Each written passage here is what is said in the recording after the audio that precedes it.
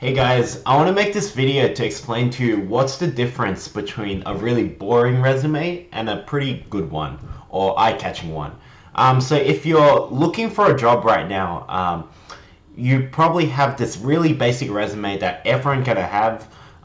You kind of go on Google and you type how to do a resume, and this is the structure that I'm gonna go through first of what type of resume that most people have and why it doesn't work that well.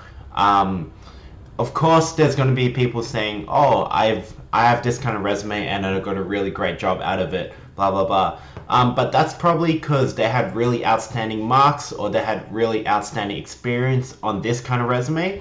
But I'm going to show you a different kind of how you can use really good copywriting skills and really good storytelling skills on how to develop and create a really interesting resume, even if you don't have those outstanding results. So first things first, here's the really boring resume. And we just kind of go through. You can see that everything is in dot point form. So as we scroll down, there's not much. It's kind of just dot point of everything I worked at. So radio frequency engineering, architecture workshop, IT manager. It's kind of really boring stuff. So although I say what I've done, it's kind of just what I've done for the company. I don't explain to them exactly how I did it, my thoughts on the job, and everything is in dot point form. Take a note of that. Everything's short and concise, which some people will say it's good, but imagine if you're looking to hire someone and everyone has this kind of resume. And everyone says they have really good time and management skills, people skills. Everyone says this on their resume. You're probably not the only one. And if 50 people send a resume through and they all look like this, you're not going to stand out from the rest. So remember this and remember how it's all in dot point. And remember, it's not going to work that well unless you have really good skills standing out. And here I'm going to show you a better resume, and it's got me pretty good results. So back when I was applying for jobs, I would apply for maybe 10 or 20, and out of that I would probably get 5 to 6, maybe 5 or 7 replies out of that 10 or 20.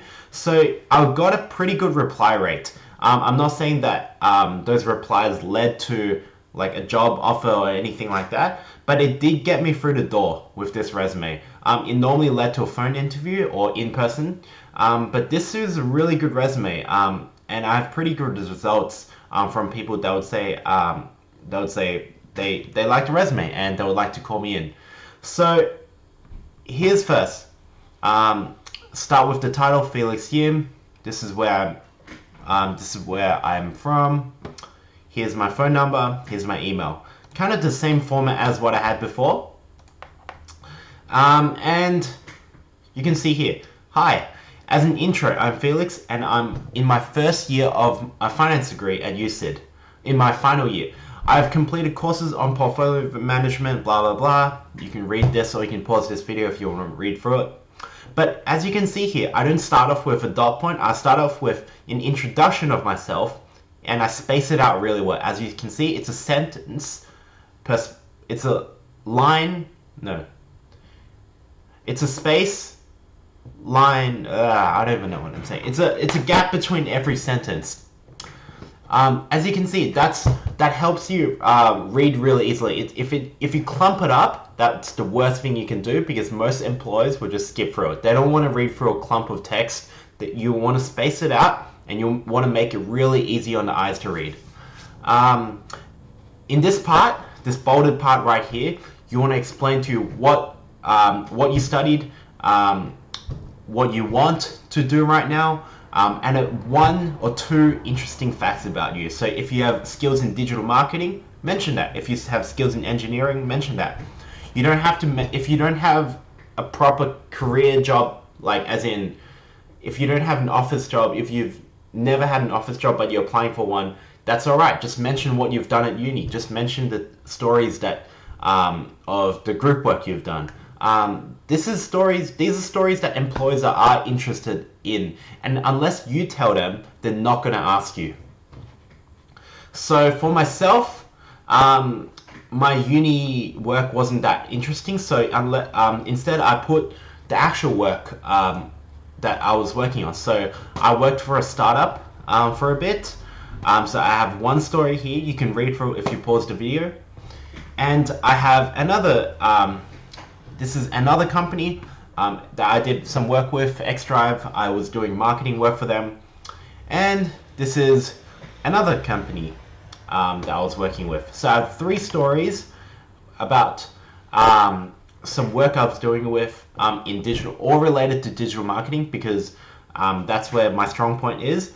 If you don't have real industry work, like I said before, just put your uni work in. So if you've done a cool project in data science, if you've coded up some data models or anything, put that in. The way to structure it is you don't say, I built a model. You want to have something catchy. So if you build a model for like an MBA modeling machine to see who will be to predict who will be the top paid player for this season. You mentioned I built a model I predicted who will become the best, the top performing player this season in NBA. Always mention something interesting in this first line to capture their attention. Then you can say your goals, what you were trying to achieve with that model, how you did it, and what you learned. Just these 3 things. And if you put that in a story form, like in a paragraph or 2, that's really interesting to them if they want to read through it. As you can see, there's a lot more text here than the boring kind of resume, which is all dot points. They're probably just going to skim through it. But if you suddenly send your resume through and it's all text like this, I guarantee that they're gonna look into it, because it's different from the rest. If 50 people are going to send this through and you're the only one sending this kind of resume through, they're going to take a notice of you. Moving on to the second page, then I go through my education, then I go through my past projects. As you can see, I don't really talk about the skills and abilities like what I did with the boring resume, because like I said before, everyone else sends that through. You're not going to stand out from the rest. You don't want to send a 3-page resume out, because 2-page is enough. And most recruiters or most bosses or most managers that look through your resume, they don't have the time to read word by word. They're going to skim through the headers. That's why these headers are so important.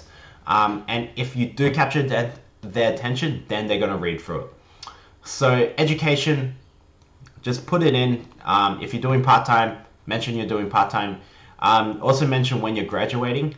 I didn't have this in before until a lot of people started asking me, so I had to revise it and put it in.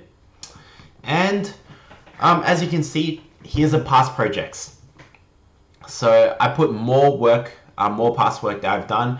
Have your dates in, and always mention in a sentence or 2 what you've done, then put it in dot point form, so it's easier to read. Don't just keep it on dot point form, always have this kind of structure. It's pretty good.